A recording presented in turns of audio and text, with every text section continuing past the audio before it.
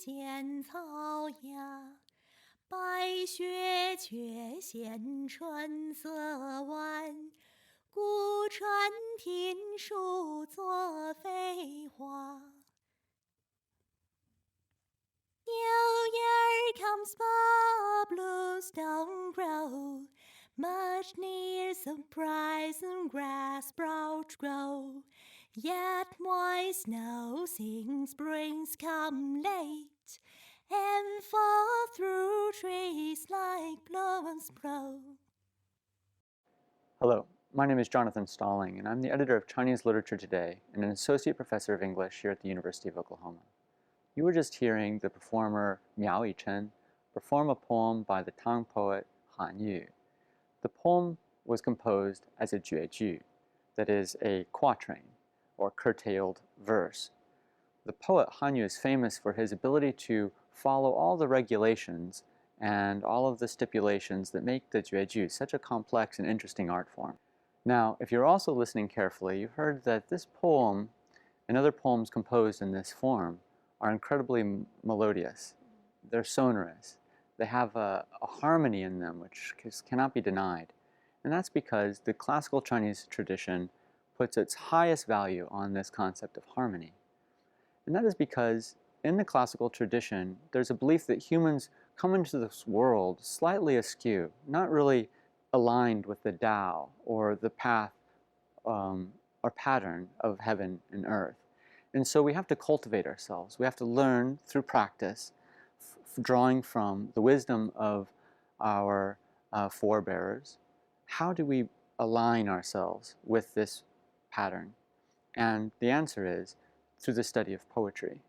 So poetry is incredibly important to the classical Chinese tradition for a number of reasons, but that first one has to do with the idea of pattern and harmony. See, according to this worldview, clouds have patterns, and mountains have patterns, and trees as well, but all of those can be seen from the outside. But humans are different. The pattern of being human is on the inside. It's formed in the mind, expressed through our verbal or written capacity. It's language itself. That is the pattern of a human being, of being human. And so if we are to cultivate the pattern of our humanity, we have to cultivate our understanding of language itself. And we want to bring it into the same pattern of the Tao. Now, according to the classical tradition, the Tao is patterned around the two concepts of yin and yang, as well as the 5 elements. But yin and yang are based on this idea of correlation. One thing correlates to another, always in balance. And so too, when we write, we have to balance one thing against another. And so the poem is melodious because it's balancing the tones of Chinese. Each character has its own tone, and each tone represents either yin or yang. And so as you go through that poem, you hear an alternation between yin and yang tones. But also you hear the rhyme on and off, and there's also parallelism, which I'll talk about in a little while. All of these create a kind of what I call a correlative engine, an engine of correlations inside this little machine of a poem, which brings into harmony the human mind and nature itself. So important was this tradition to the Chinese worldview that over time it became a central part of the examination system. The belief was that if you could cultivate yourself, then you could cultivate harmony in your family. If you can do that, then you can cultivate harmony in your township, and from there the province and the nation, the world, etc. The idea of personal agency was very important, that it was self-cultivation, but the ultimate goal was to cultivate a greater world and to bring it into harmony again with the patterns of heaven and the greater good. So poetry became an index of how well you have learned how to make yourself the most use to your family and your nation.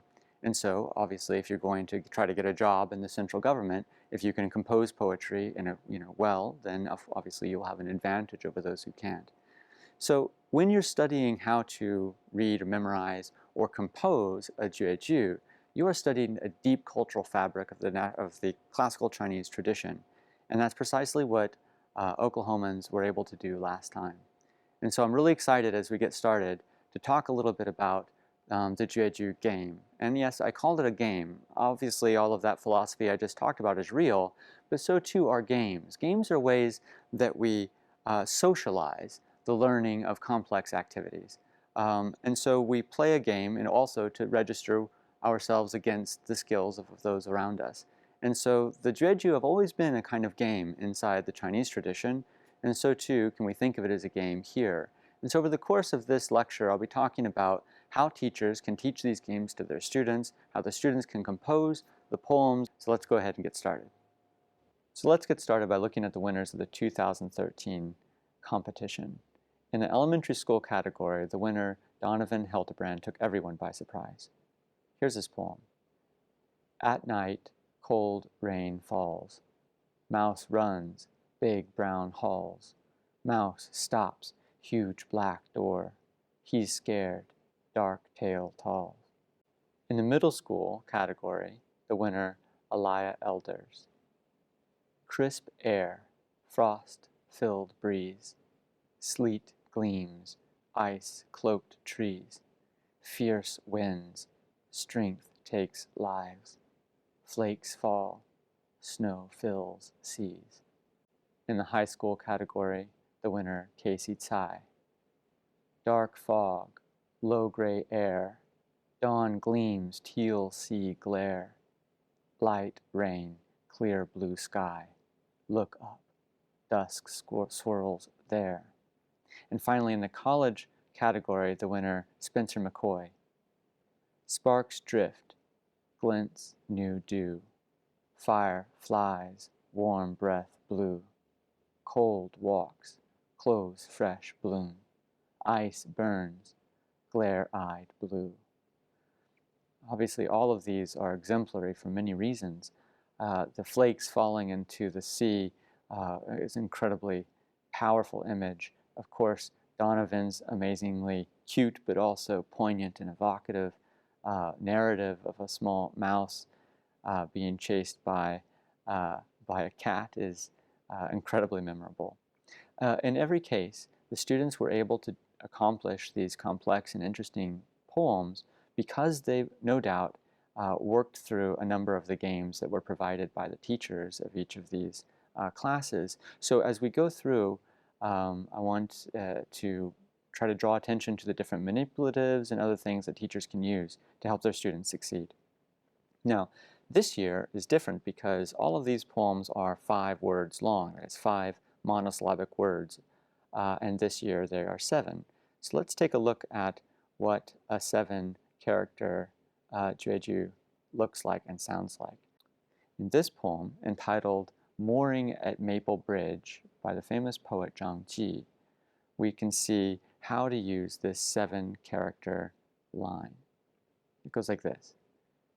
月落乌啼霜满天，江枫渔火对愁眠。姑苏城外寒山寺，夜半钟声到客船。The English. Moon sets, crow calls, frost fills sky. Sweet gums boat lights wake I lie. Outside 苏州寒山 shrine. From boat, bronze bell sounds close by. So when we add 2 characters, it might seem like a small addition, but actually expands the poem considerably. It gives a far more range of possibility to the poet. So how do you write a Jueju in English? Well, there are rules, and I'm going to go over them now more than once to make sure that they're all clear, because obviously the most important thing up front that we want to avoid is that if there's a great poem with a lot of work and effort by a student that didn't follow the rules, it would probably mean that it would be excluded from the competition. So, so do pay attention to these as we go forward. Rule number 1, use only monosyllabic words. Surprisingly, English has one of the largest vocabularies of monosyllabic words. Now you can access a storehouse of at least 2,000 words broken into different parts of speech on our website. Number 2, choose words that are highly imagistic. Here the saying, show, don't tell, is in full effect. But the good news is that monosyllabic words rank very highly in the imageability index, which means they often reference concrete things that you can see. Only rarely use function words. These are called like particles. Often they are monosyllabic, but they also don't carry a stress, which means they don't sound particularly Chinese in the classical Chinese poetic idiom. Now, the third rule is to pair your images or your words into groups of 2, 2, and 3 word units. The first and second unit are made up of at least 2 words each, and the third unit of each line is made up of at least 3 characters. You can play around with different combinations of images and different parts of speech. Here are some examples. Dark moss, right? That's 1 unit. Dark moss. Bent limbs, that's a second unit. Third unit, wind-clothed trees. Another one, mist drapes, faint hills, moon-white stones. Now, there are various reasons why these pairings are done in this way, but part of it is due to the way that we want to hear the poem. When we grammatically pair them in this way, when you recite them, it'll create a small caesura, a small pause in between each unit, which creates a really melodic and beautiful sound. All right, rule number 4, the rhyme scheme. Like the year before, we follow an AABA rhyme scheme. So June, moon, and soon would be example. Now, the third line, in this case, does not rhyme, right? So it's June, moon, cat, soon, and so on. Number 5, you have to observe a thematic progression of lines. Now, line 1 will introduce a scene. Often it's a scene in nature. Line 2 extends and deepens that scene. Line 3 will introduce a shift or a turn. It often reveals something about the poet's inner feelings or toward the human world in general. Line 4 is the conclusion. It ends the poem. It lands the poem. So here's an example. First, we want to introduce the scene. Moss, hair, clouds roam, soft breeze blows. Right? Then we're going to extend and deepen that scene. White blooms, fog stirs, clear stream flows. Now we're going to shift or introduce a turn. Hang head, dirt prints, am I here? Right? So you can see that turn toward a human away from nature. And then line 4, conclusion. Raise head, star specks, no one knows. Now, to hear that, I think we want to feel the progression as we go through, so I'll read it all in one go. Moss hair, clouds roam, soft breeze blows, white blooms, fog stirs, clear stream flows. Hang head, dirt prints, am I here? Raise head, star specks, no one knows. Now, these are the rules for what I call, or what would be called, the old style classical quatrain. Now, old style means that it doesn't follow the rules of strict parallelism. The new style poems, or the regulated verse, does include additional rules. Now, these rules are quite complex. So here are a few poem examples before we move to those new regulated verse rules. A few examples of the old style. Here's one I wrote. Deep wide, green gray, sounds roll past. Rains waft, sweet air, storms form fast. Tea cools, raise head, dark clouds churn. Gray hair, next year, home at last. Here's one by my student, Caleb Jordan.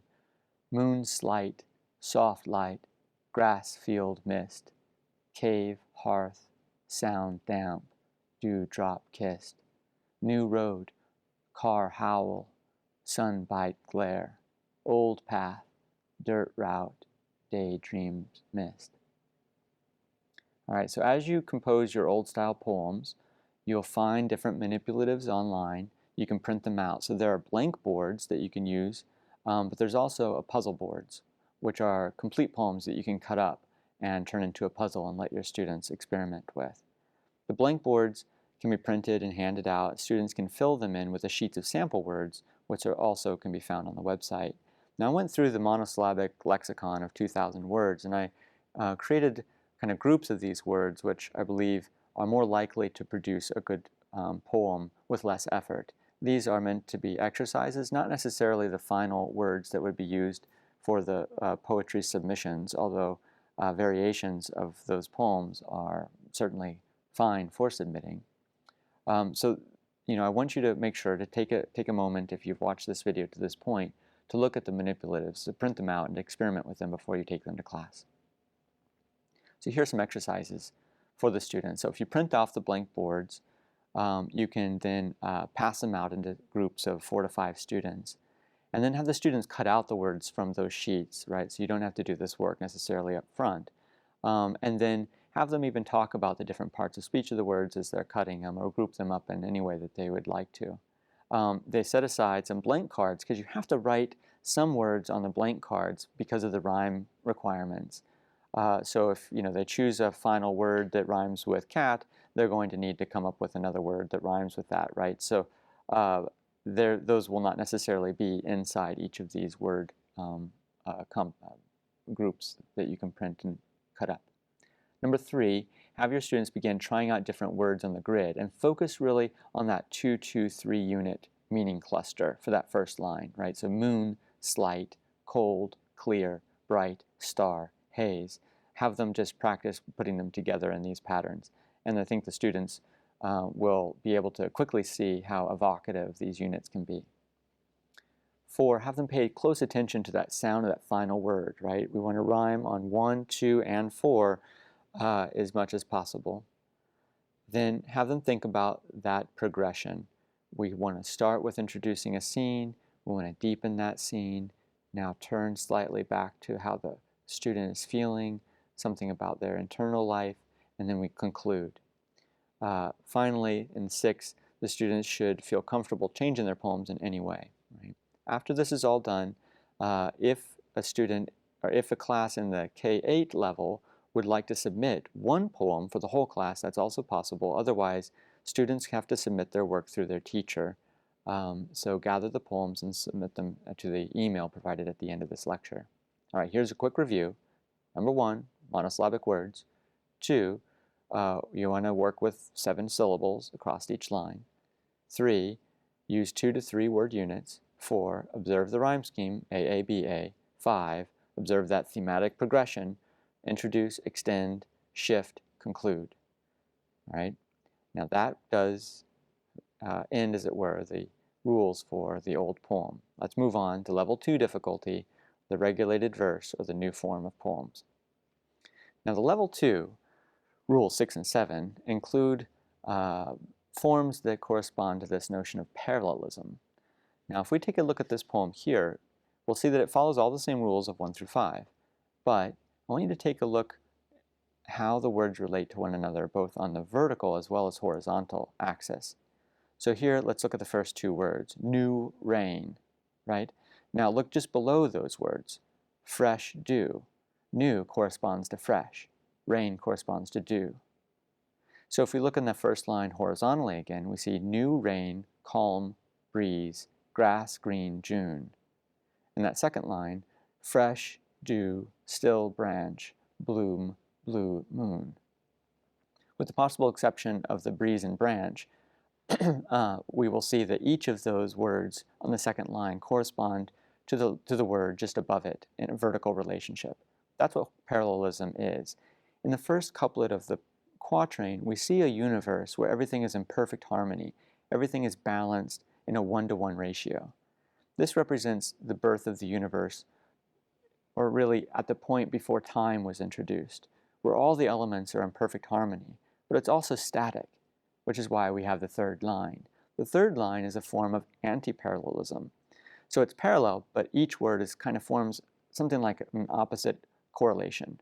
So again, if we look at that first word in a vertical relationship, we see new, fresh, and then old. The second word, rain, dew, dusk. The next one, calm, still, fierce, right? Breeze, branch, gust. Grass, bloom, husk. Green, blue, red. June, moon, sun, and so on. So that third line produces a turn in the poem where that early form of parallel symmetry is disrupted, and a difference is introduced. When difference is introduced to sameness, it gives birth to more difference, which is the fourth line. But the fourth line is in time. It just follows the natural way of time. There's no parallelism in it whatsoever. So if we read this poem, naturally it sounds like this. New rain, calm breeze, grass green June, fresh dew, still branch, bloom blue moon, old dusk, fierce gust, husk red sun, will rise, till dirt, dry leaves soon.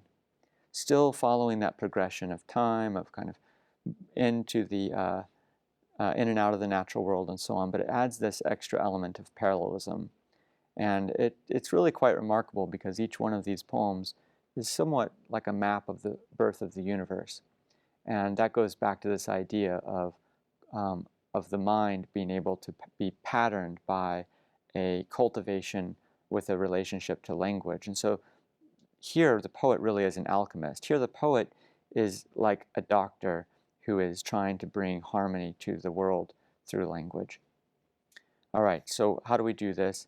The rules 6 and 7, lines must relate to one another by matching nouns with nouns in the same position within the lines. For instance, grass and flowers, and adjectives with adjectives, verbs to verbs, particles to particles. In the case of the first two lines, the parallelism should reveal a similarity, and in the second and third lines, they should reveal a dichotomy, a difference or opposition. All right. So as we go on, I wanted to show this image, which is, I've now substituted each of the words with an image of that word. So, right, so new rain would be this picture of rain. So if you go through and look at this poem, I want you to imagine for a moment that words are things, right? And so the poem is not just writing about a pattern, it is making a pattern out of things. And if you think about it this way, you can better understand, I think, the power of Chinese cosmology and in this worldview's relationship to poetry. Because if you can regulate things like this, it really is a tremendous power. And it's no wonder that this power would have been so prized in the national examination system. All right, so here's an exercise. There are these boards, you can cut them out, and also, in this case, there's just 2 lines. You can write in a first word, cold, the student would write in ice, and then would write in warm, or hot, or melt, or something like that, which would be the dichotomy, or that sense of opposition or difference. Right? Then as you go through moon, you write in moon, the student would then write in stars, right? It has a kind of harmonic relationship to one another. But then you can write in sand, something's quite different from it, but still related to it in a way. Right? So another way to go about this is to use the puzzle boards. By having a puzzle board, you can have a parallel poem, and then you can cut them out, scramble them up, and then the students have to put them back together again. And that helps them learn how to do this. Parallel couplets, again, could be used rather than the full poem to do the same thing. So I highly recommend the use of these, what are called Dualian exercises, to learn how to do parallelism because of its complexity. All right, so the additional resources you'll find online would be a PowerPoint presentation version of this lecture, game boards, the word cards, which are those sheets that you can chop up, and a comprehensive list of 2,000 monosyllabic words, roughly broken into the parts of speech. The class exercises I mentioned above, example poems, and finally a link to an online rhyming dictionary that can perform monosyllabic searches. So when you put in any word, any monosyllabic word into this dictionary, it will give you all of the different monosyllables that rhyme with it. So the students don't have to be expected to come up with those words on their own.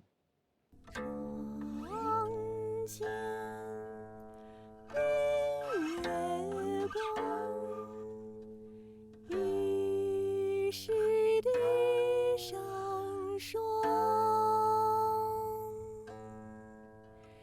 举头望明月，低头思